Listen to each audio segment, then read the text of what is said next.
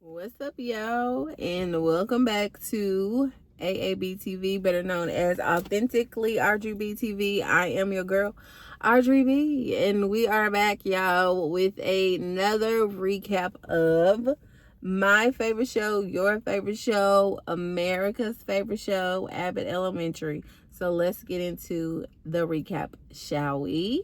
All right, y'all. So I say it all the time, this episode is not going to be that long because this story or this episode just flowed really well. It wasn't too much breaking up into parts, different storylines. But today's April the 2nd, but yesterday was April Fool's Day, and that is what the title of this episode was called. And we started out with them in the lounge, and some teacher is playing some type of I think it was like being with a celebrity type, matching game. And so they were going through that. And then we, they're in the office. They changed the calendar. They realized that it's April Fool's Day, and everybody's like, "Oh Lord, here we go," because their favorite enemy, I guess you could say, or nemesis, Morton, is always the one that is pulling the April Fool's pranks, and they're like, we're just over it. He gets on our nerves. Y'all know how they feel about that man. But they found out that he called in, y'all. He's in the hospital. And so they're like, whoo, we get a break finally. Ain't no shenanigans going around. We can finally have like a regular day. Greg is talking about how he wishes that the day would be called like Serious Day or April whatever day, because he's just like, he's not a fan. Y'all know he's like super straight line serious type of person anyways.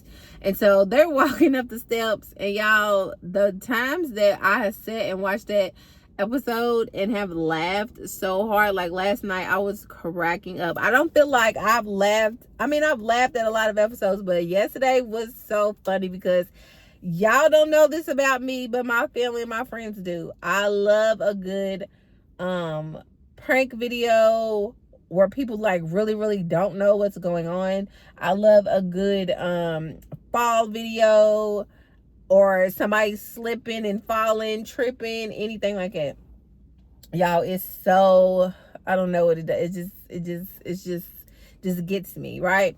So they're walking up the steps, and the way that Greg ran into that saran wrap was insane. He was not expecting it. Nobody was expecting it, and that entire room was covered in saran wrap. And they was like, "Oh no, here we go." So they end up seeing a note, and they're like, "This is a child's handwriting." So they figured that because Morton is not at the school because he's sick, right?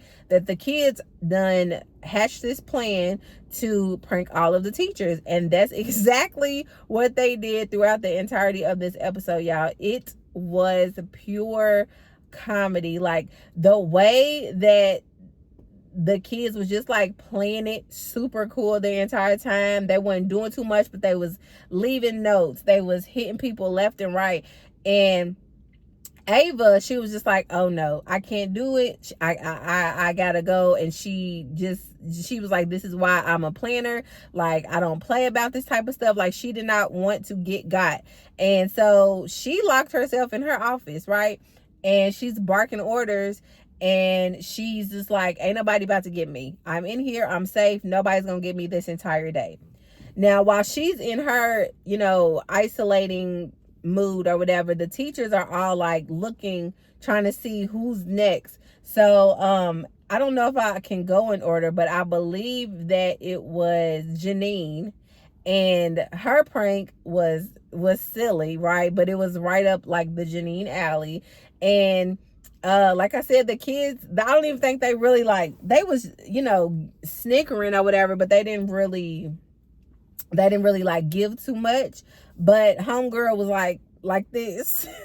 It didn't even show us like how she got, her hands free, but it was funny. I thought that they was gonna like pay homage to like Sister Act 2, where they pranked Sister Mary Clarence and glued her butt to the seat. I thought that's what was gonna be like a Janine thing, but it was her hands to her little stick. And then Barb was just like, nobody's gonna get me on Barbara. Like, they love me. I'm like the mother, grandmother of the school. Like, no, they love me. No, they got her. They got her. And they got Melissa. They dressed her up in cowboy gear, which just wrecked her day. Homegirl was crying. She just couldn't believe it. She was like, any other team but the Cowboys. Any other team they could have dressed me in but the Dallas Cowboys. How could they? Because she thought, that the middle schoolers weren't going to do anything, but they actually did. And then Jacob was also paranoid, and he was just like, you know what? I'm just going to give myself up for sacrifice. Like, I'm just gonna go ahead and throw water on myself to make it look like I've already been pranked. That way the kids will not mess with me. And he just walked around looking a mess, but he finally realized what they did to him. And I was like, that was very intentional and very strategic and very petty at the same time, because that was that man's transportation to and from work. They took his bike apart and put it in the trophy case. And I'm just like, how? Who thinks of things like that? And the whole time I'm like, there is somebody that has to be in on this besides the kids, because like I said, the kids weren't like running in the hallway. It was like everything was just like a regular day, but it was like little things happening throughout the day that was stressing the teachers out. And when they went to go see Barb, it was like everybody collectively was talking about like the things that were happening to them. And then they was like, oh my gosh, if they've already gotten you, Barb is next. So they ended up running to Barb, and that's when we see what her prank was, which is so funny because Mr. Johnson coming and talking about, girl, what you eat last night? Oh, it was so funny. It was so funny. She just knew that she wasn't gonna get got either, but she did. And like I said, Greg, whole time he's trying to figure out a different way to turn this, turn April Fool's Day into a different day. So he's, trying to come up with all these names. He ended up not having no kids in his classroom. Then he did have kids in his classroom, and he noticed what the prank was. And so he moved on to the side, pulled the prank, and the kids was like, man. And he was like, y'all not about to get me. So once everybody was just like tired of ripping and running around the class, around the school, and trying to figure out what was going on, they all started pointing a finger at each other. They was like, I think it's you. I think it's Morton that has devised the plan, even though he's not here. But y'all know he lived in the wall, so I think he really is up to something. And then they're like, no, because Jacob, even we suspected they would do something to you, but you really didn't get anything done for real, like we had. And so how about it's you, like you're the person? And he was like, no, it couldn't be me. And then they were all deciding that, okay, it's Greg. And meanwhile, Greg is in the gym or whatever. And Janine didn't want to believe it, but they convinced her that it was her man. And so they go in there and they're all like accusing him of being behind the prank. And while they're all arguing and accusing Greg, Miss Ava is up in her office making coffee, talking crap. Mind you, she's been talking crap the whole, ever since the beginning of the episode, especially to her secretary, right? And we all know that that's like their relationship. That's how they talk to each other, right?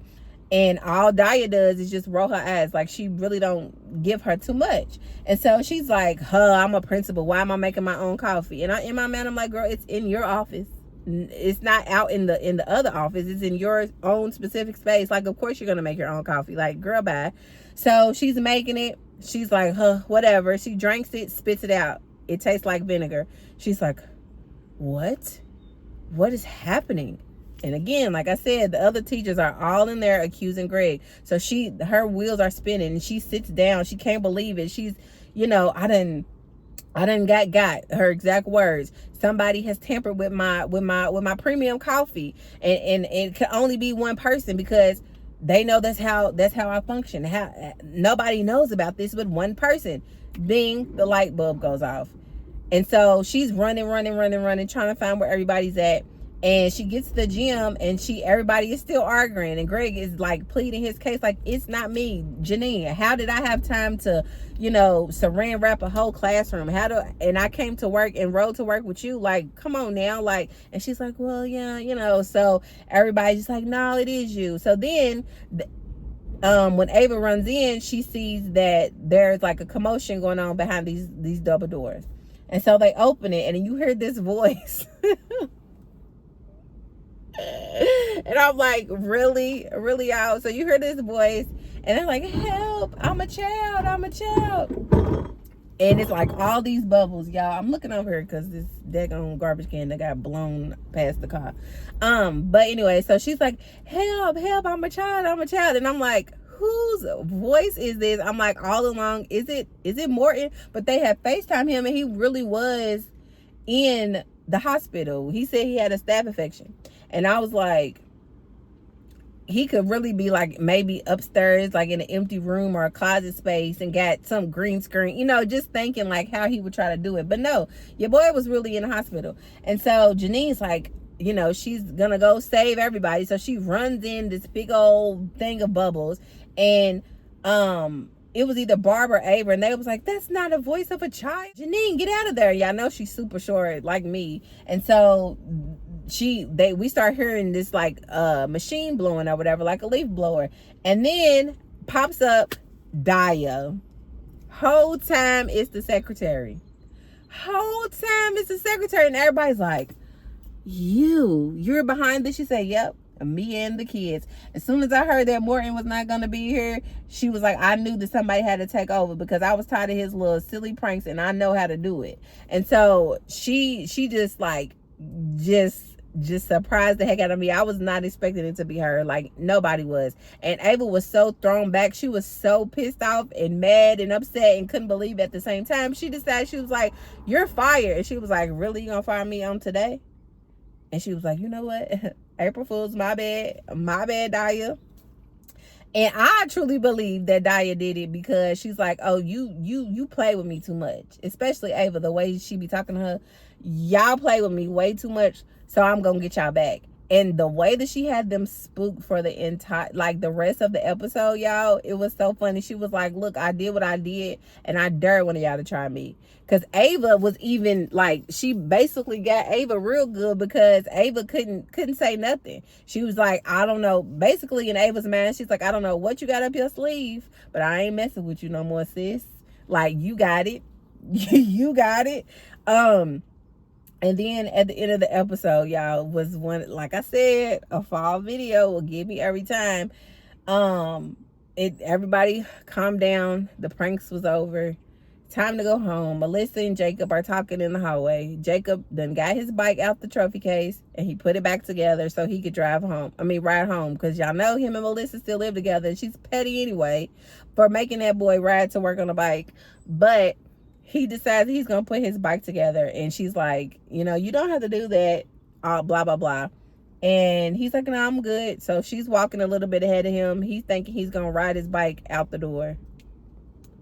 He gets on that bike, and every piece falls to the ground. When I say I was rolling, I mean that. Like, it was so funny to me. I was like, because as soon as I saw how they had his bike taken apart in that trophy case, I was like, how he gonna put this? I know he ain't gonna try to put this back together. And lo and behold, he did, and it did not work. I was waiting. I was anticipating for him to fall, and he did. And I just got my life from that. Like, this episode was so funny with these little silly pranks.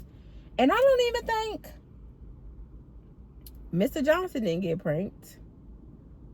No, he didn't. He didn't get pranked. He was just coming in saying the silliest punchlines ever. But when he came in that room after Barb's prank and said, girl, what did you eat last night? Damn, it was so funny. Oh my gosh. It was so funny. But that was basically the whole entire episode, y'all. Literally just constant who done it. We need to figure it out. And then a prank here, a prank here, a prank there. But I tell you, Jacob falling off that bike, his bike falling apart, and then Greg walking on that saran wrap. Pure comedic genius. Like, I love these people so much. Like, they work together so well. Like, I love this show. I say it all the time. I don't care. It's the truth. Like, this show is just what you need. Like, because it's just the best. The writers are so fire. But yeah, y'all, that was the episode in a nutshell, for real. I'm gonna watch it probably like 2-3 more times. Today is the start of my spring break, y'all. So I hope you guys have a wonderful, wonderful rest of y'all week. And I hope you guys enjoy your weekend, your Easter weekend. Happy Easter, happy Resurrection Day to all of you all. And y'all send some prayers up for me because I'm getting my wisdom teeth taken out and I'm a nervous wreck. But yeah, send me some prayers up. And I will see you guys the next week, y'all. It's almost time for the season finale. But the season 6 will come and we'll be right back to do it again. So I will see you guys later. I appreciate you for watching. I thank you. I appreciate you. I do. And I'll see y'all later. Peace.